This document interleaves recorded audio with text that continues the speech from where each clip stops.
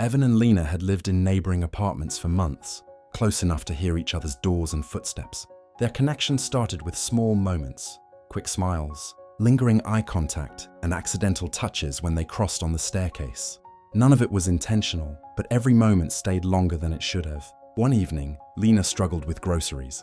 Evan stepped out and immediately helped her.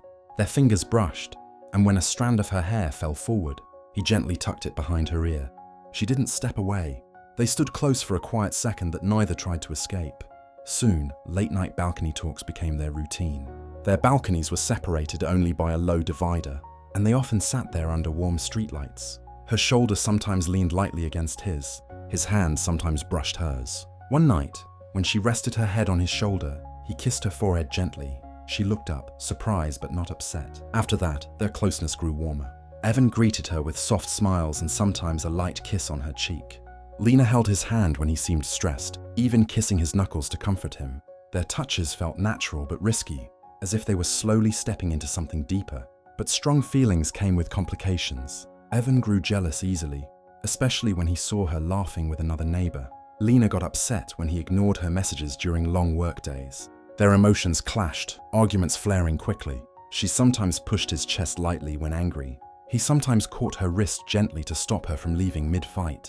Their anger only revealed how much they cared. One night, a misunderstanding turned into a storm. Lena rushed out of her apartment in tears. Evan followed, calling her name. She turned, pushed him lightly, and asked, "Why do you care if you don't want anything real?" He stepped closer and said quietly, "Because I do." She tried to walk away again, but he held her wrist, not to control her, just to keep her from walking away hurt.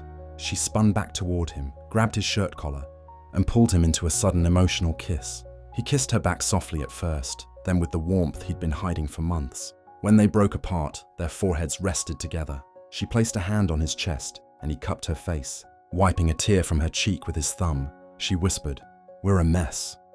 He smiled softly and kissed her forehead again. "Maybe, but I don't want distance anymore." She leaned into him, finally letting herself relax.